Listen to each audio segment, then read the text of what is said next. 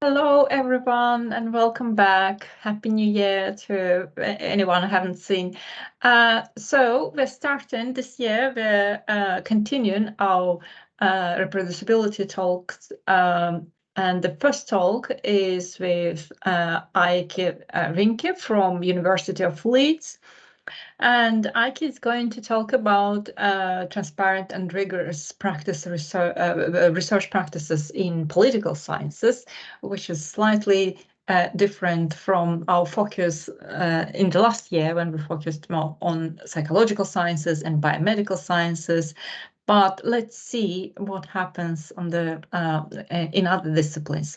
So without much ado, I would like to invite Eike to start his talk. Thank you very much, Shafak. I'm very glad and honored to be here and to talk to you today and give you a little bit of an impression of the open research discussions in political research. But I will also talk a little bit more broadly about the open science movement so as to make clear the connections to social science research and sort of perhaps tease out the similarities and differences perhaps as well to some other discussions in economics, psychological science, and so on. So, yes, so first on me, perhaps a little bit. Here are a couple of.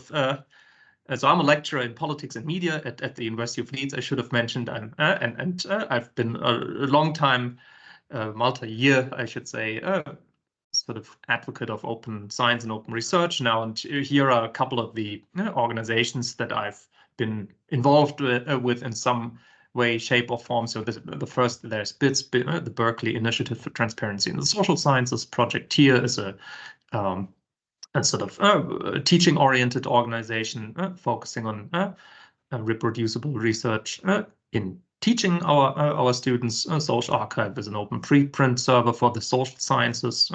And yeah, I organized the EMCES Open Social Science Conference in 2019, so 5 years ago now, which was a great starting point, I think, for open science discussions in the social sciences, including political research. And last but not least, I'm also involved in the reproducibility here at Leeds, so the sister organization to East Anglia's RepRoT, of course. And then, of course, all of this is connected to UKRN, the UK Reproducibility Network, for which I'm the local network lead in Leeds as well. So this is a little bit of my background in this whole space of open research. Let's get to the actual thing, something of interest, which is open political research. So yeah, first of all, I'll start a little bit from the very beginning to get all those on board who might not fully have followed the story yet on open research and open science quite quickly.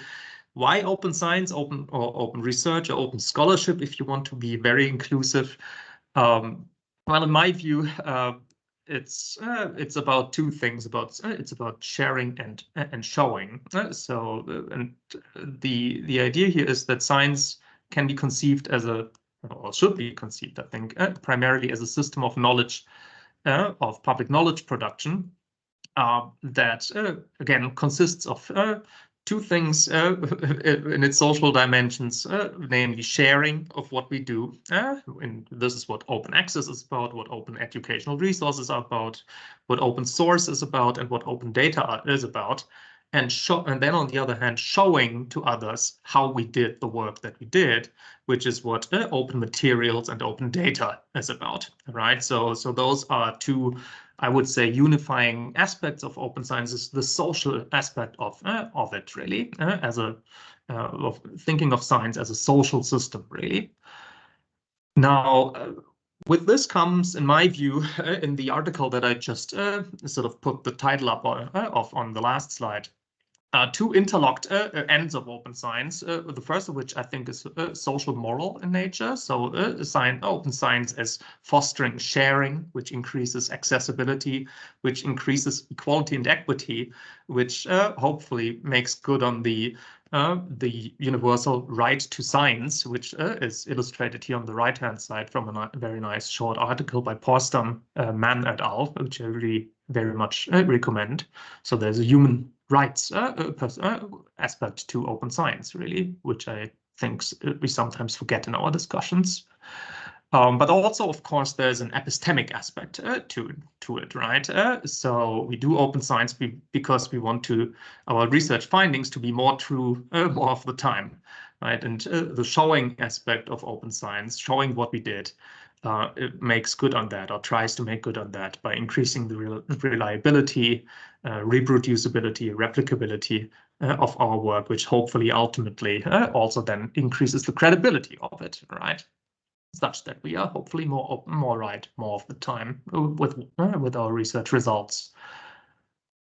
So I think in the end, where we stand right now in political science, on the social science more broadly, with regard to open science and open research discussions, is an emerging view in which open research is seen as a broad tent that really covers all types and aspects of research, not only particular sorts of research, but each and every way in which research can be done.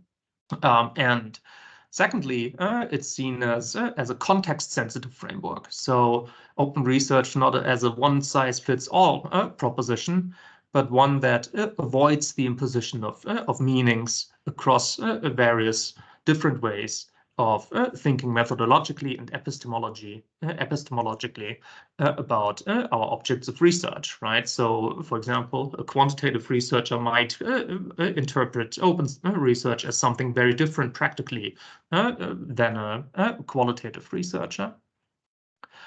I will, however, given my own background, mostly speak about sort of open research in its quantitative inflection in the open research space. In the political research space.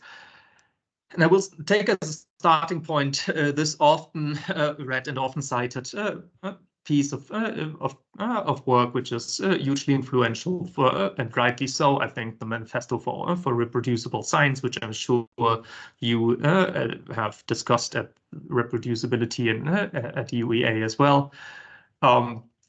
Which I can only recommend to read for everyone who hasn't done so yet. So again, wrapping up that broad overview of what is it that I mean when I say open science research or scholarship. Here's an overview of the complexity of it. It's a really complex field.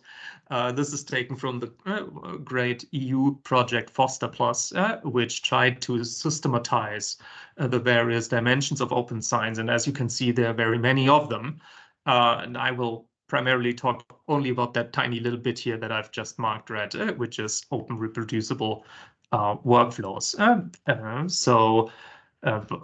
Just to remind you that there's much more going on even in political research as well than what I will be able to cover here. So now we're getting to the actual substance of this discussion here. I want us to think about open research in political research, but also in other fields, in terms of a dissonance, a normative dissonance between norms and counter-norms. And this is based on an article which I think is almost criminally undercited or underread as well by Anderson et al. From 2007, in which they surveyed a couple thousand US scientists with regards to 6 norms of doing science and 6 counter norms. And you can see them here on the screen. So on the left-hand side, that's the norms of science, and on the right-hand side, that's the counter norms. So the norms, the positive norms of science, are first of all the former well-known Mertonian norms of communality, universalism, disinterestedness, and organized skepticism, plus 2 additional norms of governance that's supposedly sort of desirably held by and done by scientists themselves rather than administrators, and quality, sort of the focus on scientists judging each other's work based on quality, not based on quantity. So these 6 norms are contrasted with 6 counter norms, which are sort of the negative opposite of each of these norms.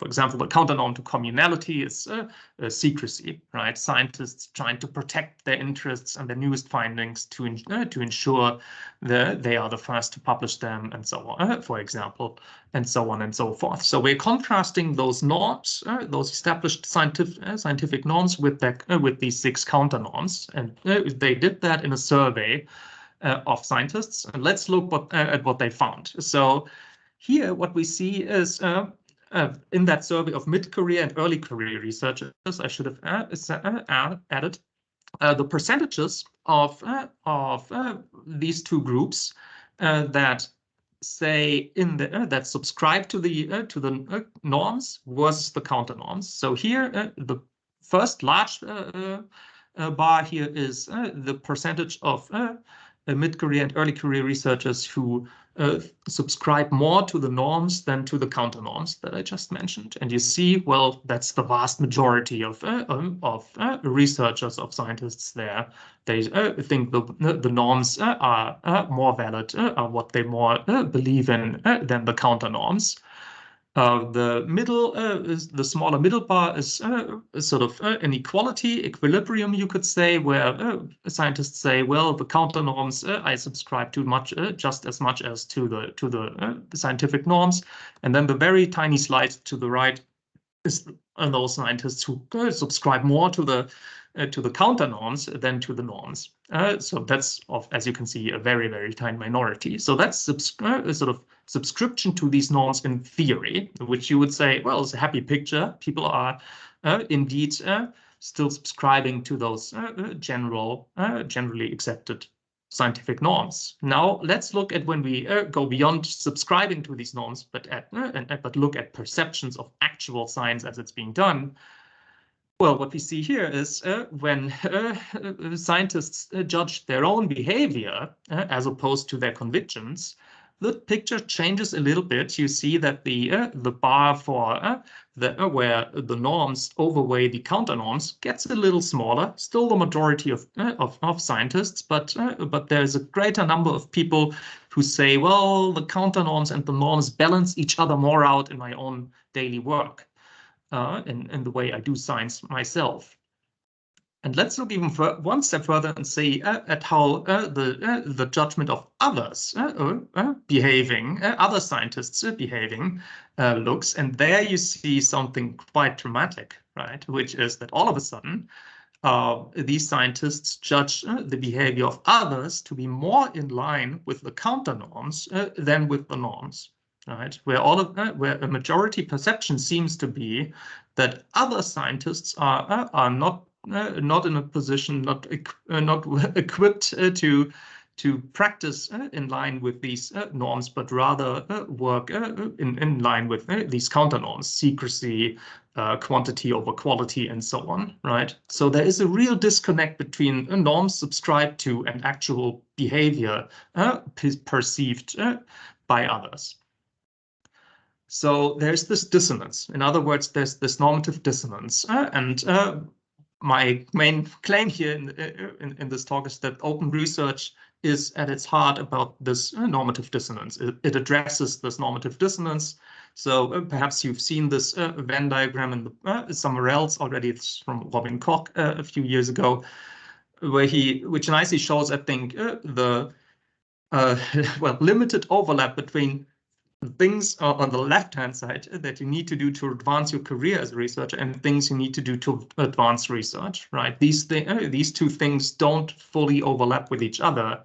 And the overlap, as we have seen on the last slides, might be seen to be very small, indeed. So open research addresses this and hopefully, I would argues to increase that overlap between these 2 things. So when I say being open, I mean being open towards yourself, being open towards the research community you work in, and being open towards society at large. The second theme I want to follow through with here is that meta-research is inextricably connected to open research in that it helps us assess the amount of dissonance there. So the work by Anderson et al. That I talked about a few minutes ago is a good example of this sort of research already, meta-research already.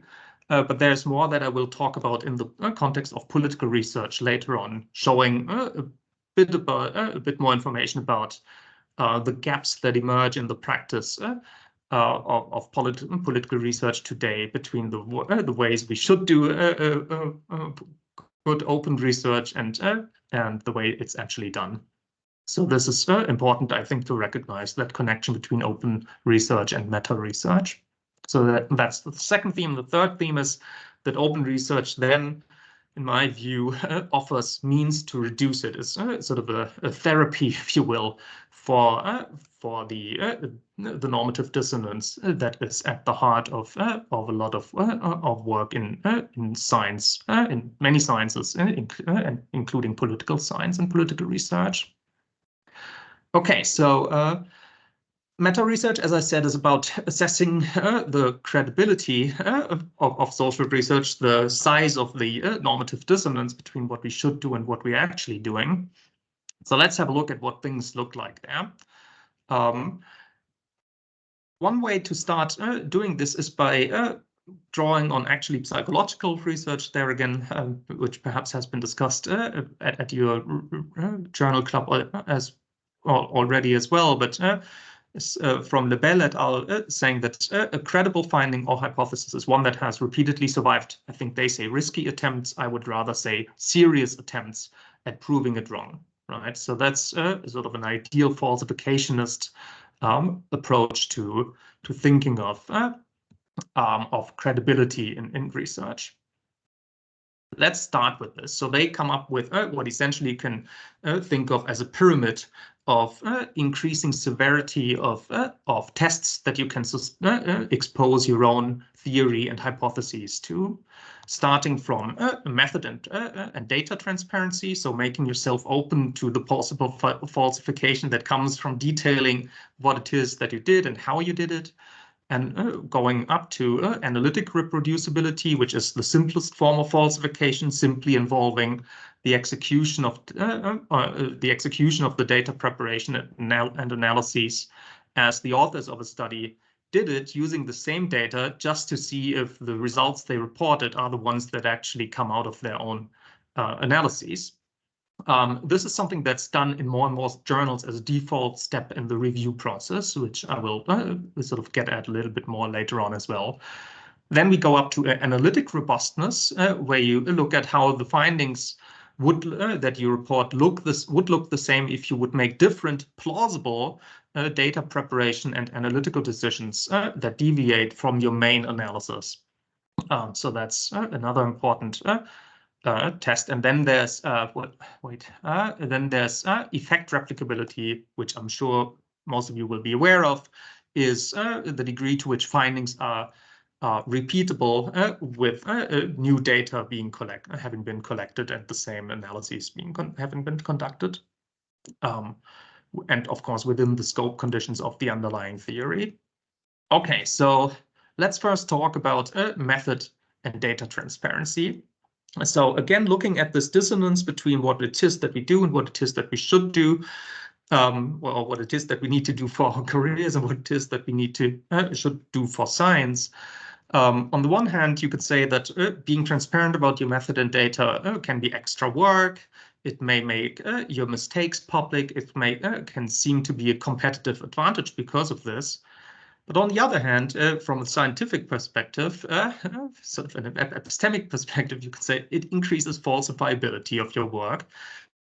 It allows finding and correcting errors, which of course is a good thing from a scientific point of view. And it enables cumulative science because people will know more about what it is that you did and be able to build on it. So that's the first dissonance there with regards to transparency. What do we know about this? So let's look at in political research. Let's look at some studies that have looked at the availability of data and code, analytical code in political research and also a little bit beyond. So in politics and international relations, a new study by Scoggins and Robinson finds that about 21% of all papers that report statistical inferences had open data in 2020, 2021 And only about 5% of all experiments in political research were pre-registered. So that's not particularly positive. Gerbler and Ballox 7 years ago in 2017 found in a big study of links to data repositories published in the most prominent political science journal in the world, American Political Science Review, that 27% of all data links in there from studies published in 2013 were dead in 2014, so 1 year later, which is quite a disturbing finding as well. And then in a newer study that's actually from psychology rather than political research, but quite telling as well, I think, Ian Hussey finds that data is generally not available upon request, right? We all know those throwaway statements in published research that the data is available upon request from authors. Well, Hussey actually tried that, asking for data from authors of studies that had such a statement, and found that the data was actually shared in only 17% of the cases in which such a data availability statement was there. So data is not available on request as a default. That's fair to say, even if there is a statement claiming otherwise. And here's the very, very latest data on the situation in political science. This is a paper from data from a preprint that was only just published 4 days ago by Carl Rainey and his colleagues. So really, really hot off the press, you could say, where they show that there has been quite encouragingly, you could perhaps say, an almost exponential growth in the number of articles published in quantitative political research that also published reproduction material, so data and code. So where in the last year, this had increased to 31% from 0% in 1995. They also in this chart add a few milestones in the disciplinary development towards more open data and open code, such as the DART initiative, so Data Access and Research Transparency Initiative, which happened in political science. And yeah, you can see that there was a not only linear, but like I said, almost exponential growth towards greater transparency there. So there's absolutely a movement there.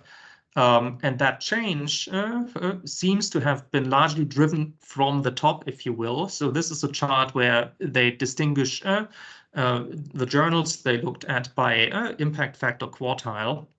And you see in the lower right quadrant the top journals, so those with the highest impact factors. And they, as you can see, it's those and those in the second quartile that saw the greatest increase in the proportion of studies published along with reproduction materials. So if you are perhaps critical, as you should be, of impact factors and elite journals in general, here's at least something they can be seen as positively contributing to, which is instituting those enhanced standards of transparency in political research. All right, so moving over to analytic reproducibility, again, the simplest form of falsification, just running the same analysis as the original authors and seeing if they produce the results that were reported in the published work. Well, here again, if we look at what it is that we sometimes think we must do and what it is that we should be doing from a scientific point of view, sometimes it might seem as if this is, again, extra work, doing reproducibility checks for your own work, rerunning your analysis to make sure there's a match between what the analysis finds and what you report in the manuscripts. And perhaps you might often think there's a low risk of being caught with any discrepancies, because who will go? There might not be many people who would be willing to go to the lengths of actually checking up on these things. But then again, from a science point of view, we would say that well, findings should generally follow from the data, given the particular set of analytical choices that authors have made, right? So there should be a match between what the analysis puts out and the findings reported in the paper. So there's a clear scientific rationale to ensure analytic reproducibility. Now, looking again at some meta-research findings here, we find that in a study by Trizovic et al. From 2022, that 74% of scripts that were posted on the Harvard Dataverse, which is a data repository online, between 2010 and 2020, failed to complete without error, so weren't reproducible, and 56 failed even when some code cleaning was applied. So best effort by the authors was undertaken to improve the code such that it has a higher chance of running. Even then, less than half of the code that was published was actually executable. So there's even when there's ostensibly a reproduction package, it's not a guarantee for it to actually run and work. And in an earlier study by Eubank, who worked for the quarterly journal in political science, QJPS, he found that 58% of papers in QJPS reported results that differed from those that were generated by the author's own code. So again, quite a non-trivial discrepancy between the findings reported in papers and the actual code executed by authors. But on the positive side, there are more and more tools, including the social science reproduction platform, which I would really encourage you all to check out, and also stricter journal procedures around the testing of reproducibility are developing, really. And so that's definitely sort of that second level on the pyramid, I think, is something we are, well, we've almost reached as a default in political research, at least in the more demanding, higher standard journals. Okay, moving on to the very quickly to the final two steps in this pyramid of the severity of testing research credibility. In effect, or analytic robustness, again, looking at how the findings hold up when you change some aspects of the data analysis and data preparation, and effect replicability, seeing how findings hold up when you collect new data and rerun the study, essentially. So what's important to look at there? Well, again, just to highlight that discrepancy between general career incentives, many scientists might feel, and that might drive that dissonance between the norms subscribed to and the perceived behavior by people that I talked about earlier, and the scientific point of view of what it is that we should do. If we were to produce robust research, you can see that and doing getting analytic robustness and replicability right is sometimes seen as being counterproductive, and then it might just slow you down. It might decrease the number of publications, which are seen as the currency in academia oftentimes, that you can produce. It might also, well, there are also known publication biases, for example, a preference for positive results that researchers might want to factor in when they produce their work and trying to get results, meaning getting positive results in order to see a higher chance of getting published. And of course, there are also researcher degrees of freedom that allow people to actually do this, to get to positive results using questionable research practices, which I'm sure you've already discussed in another session of your journal club as well. On the other hand, of course, from a scientific point of view, we would like to see more robust findings, right? And that would mean that our findings should be less sensitive to seemingly minor analytical decisions, right? They should be robust against small changes in the analysis that we did in the data preparation. They should also be more replicable, ideally, and sort of when new data is collected. And of course, they should have ideally some predictive power, so that we could learn something from data collected in the past about how things will likely unfold in the future.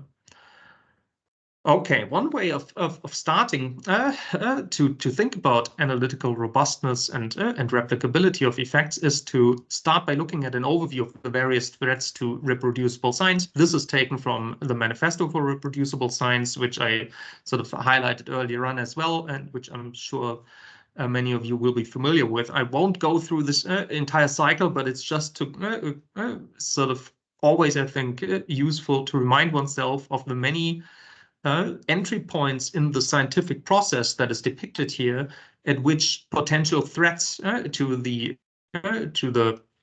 stability, robustness of and reliability of findings reported by research can come in. So these include, of course, as you will know, hypothesizing after the results are known, hacking, poor study design, low statistical power, analytical flexibility, p-hacking, publication bias, and a lack of data sharing again, which together will undermine the robustness of work. Let's look a little bit at what we know about whether these findings or whether these threats are actually real and noteworthy.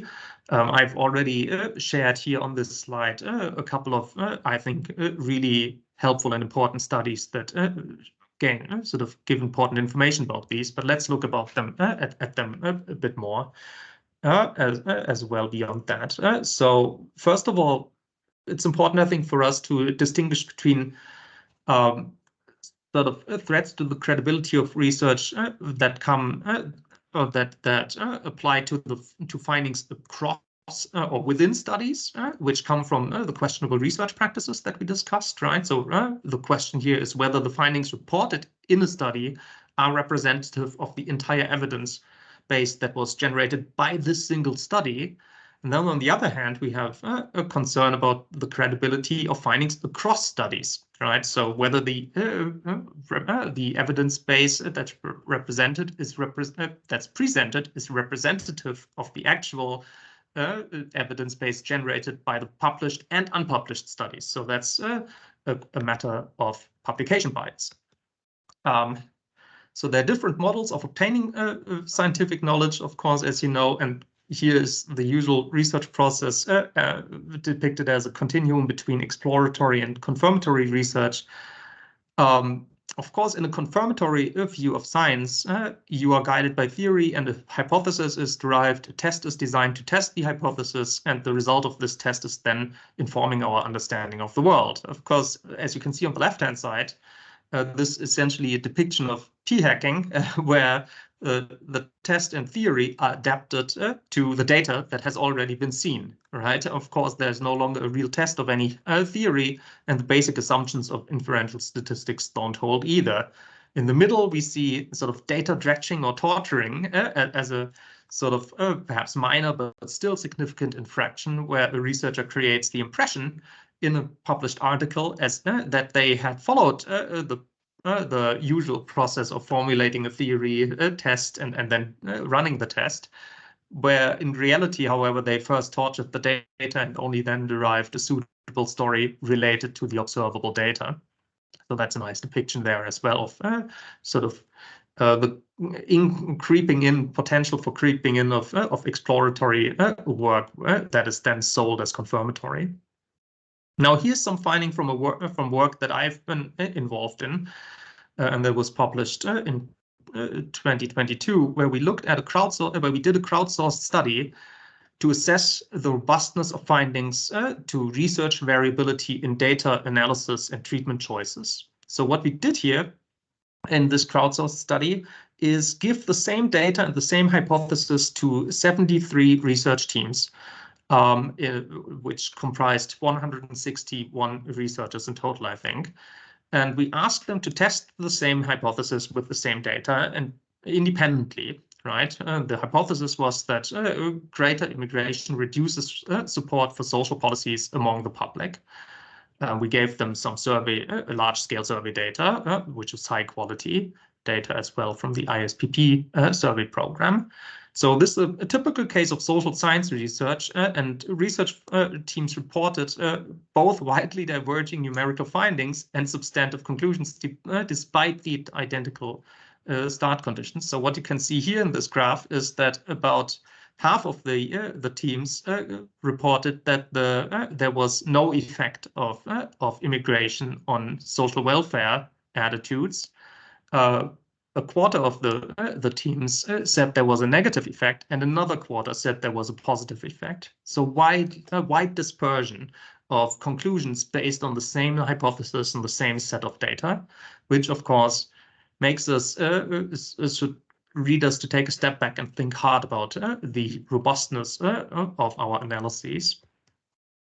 This led to a commentary here by Colin Camera, who read our study and published this, I think, nice commentary on the implications of our work here, where he says that, well, hidden dark methods that are usually left intransparent in the way we treat our data, the way we prepare it and analyze it, is a real challenge for social science, given the wide dispersion of the results that can follow.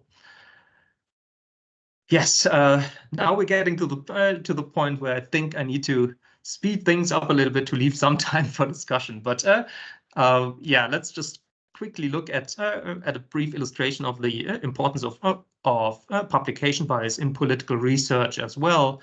So this is a nice study by Annie Franco and her colleagues, where they looked at an important project in the social science and political science called the time-sharing experiments in social science, which is essentially a platform that that registers plans to do survey experiments. So it's a full population of plans to do survey experiments with the same set of data. Now, what Annie Franco and her colleagues did was to look at, well, how many of these planned analyses were written up and published based on the findings that these studies produced. And as you can see here in this graph, the proportion of papers published in top journals and in non-top journals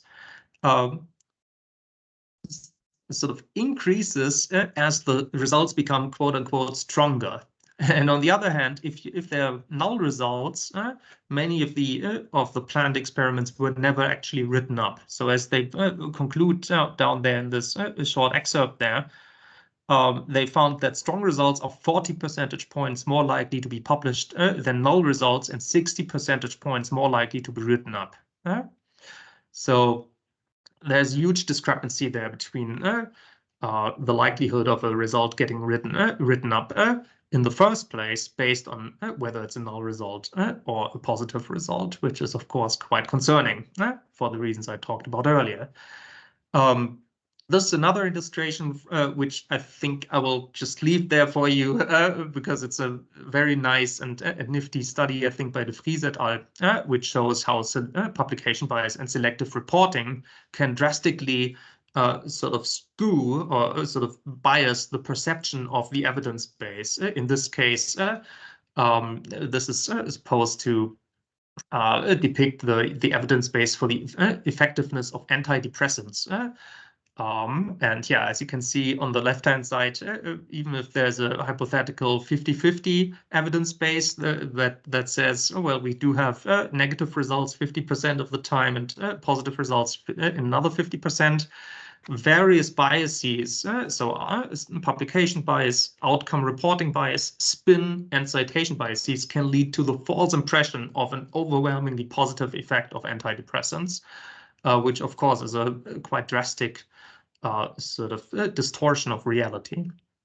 So yeah, this just goes to say, and this applies to political research and all other kinds of research as well, that this is a real problem that we should take seriously. It informs our view of the world that we as scientists produce. So finally, replicability, you know, the very top of the pyramid. There's a nice study by Camera, again here from 2018, where they replicate 21 systematically selected experimental studies in the social sciences that were published previously in Nature and Science.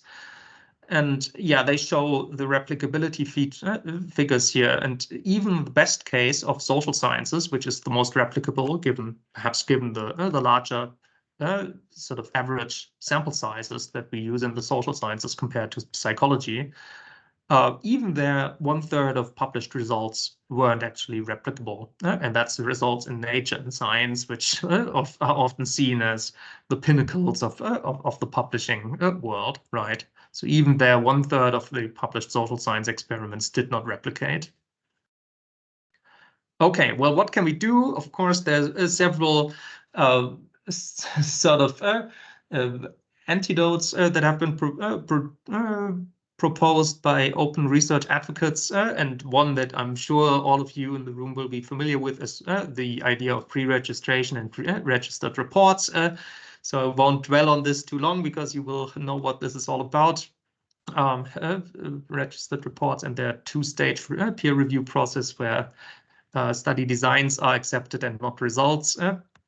From the political research world, I can say that there's a quite welcome movement towards the adoption of registered reports. I think it's far slower than other fields, psychology in particular, which I'm guessing registered reports originated from. But yeah, here's one of the top 3 journals in political science, the Journal of Politics, which has just recently adopted registered reports as a new format. I think it's the first of the big journals that has done this. So that's really a recent positive move there. Of course, in general, across disciplines, we see in this depiction from Hartwicke and Ioannidis here that the number of journals adopting registered report as a format is growing and growing and growing. And that's only until 2018. I think in the meantime, there must have been many more, including the Journal of Politics on the last, as you saw on the last slide.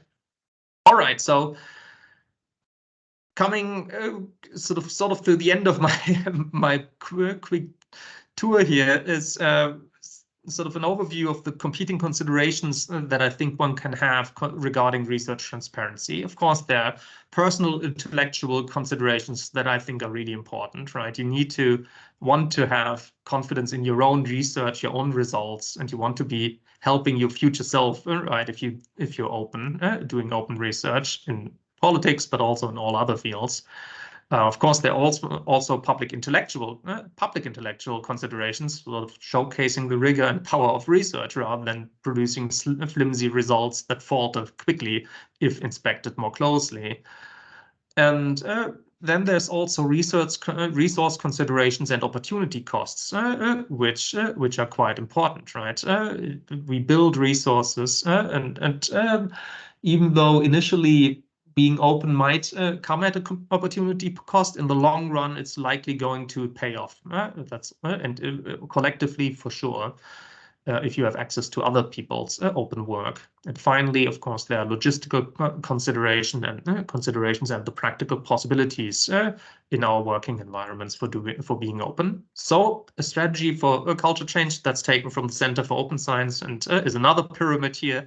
The last pyramid of this presentation is quite helpful, I think, in thinking about what it is that we should be aiming for in terms of implementing open research more widely in our disciplines. I'll just leave that here and move on to a list that I will not go through in detail, just give to you here of some general open research practices, many of which you will already be aware of, but that we can also talk about a bit more in the Q&A. General practices. I have some qualitative research practices here as well, right? That's important, I think, to underline is that all of this applies to qualitative research as well. And there's a lot of movement, including software development and so on, going on in that area as well. Lots of discussions around ways of ensuring privacy, ethical considerations, and so on. So that's important, I think, to know for everyone doing qualitative research is that these discussions around open research are not something you should immediately tune out of once you hear the term, but they're actually more prevalent and more sort of hotly conducted, I think, in that area. And of course, there are many quantitative approaches to making quantitative work more open. Yeah, here's some learning resources, which I'm sure most of you will already be aware of, particularly with a focus on social science. And yeah, in the end, I'll leave you with this famous sticker there by Imming and Tennant, Open Science. We I think are right to think of as just science being done right. All right, and that's me done. Thank you. Thank you very much, Eike. That was very interesting, full of insights. Despite not being from political sciences, I can also I can relate to some of them, some of the points you have mentioned. I was surprised also to see that the data sharing doesn't seem to be as common as one would expect, because nowadays when you try to submit something, you will be asked to share your data. So yeah, it's interesting. We're not there yet. Although, yeah, again, if you compare, for example, to 10 years ago, maybe, yes, there is progress, but still very interesting. Yeah, and I quite like that you took a very an abstract, more philosophical approach to this rather than focusing on your own discipline. So it really helps, gives you a perspective. But I would like to go back to political science and ask maybe a little bit silly question. Can you think about any instances when full transparency would not be feasible in political research? Yeah, depends on what you mean by full. I mean, first of all, if you take the term full literally, I think it is never actually possible, which is perhaps not the answer you were looking for there. But like I said earlier, in the study of our crowdsourced teams reproducing the same findings, are using the same data to test the same hypothesis, coming up with widely differing results. One bit of the study that I didn't mention is that we tried to explain, of course, the differences in the results that the teams came up with. So why did they come up with so widely different conclusions about the hypothesis? Could we explain this? And we used everything, all the information that was at our disposal to try to explain it. So we looked at the statistical expertise, we looked at the domain expertise of the researchers, we looked at various independent steps that they took. So we even coded the main analytical and data preparation decisions that they took. And taken together, these various explanations of the differences didn't fully account for the variation in results, right? So there was always a non-trivial, but quite substantial amount of variation in results that remained, which is why we refer to sort of a hidden universe of uncertainty there, because apparently it is really minor decisions and really minor, often innocuous decisions in the data preparation and the data analysis, the statistical package that you use, and so on and so forth, that can accumulate to an extent that there's a wide variation in the outcomes that we get.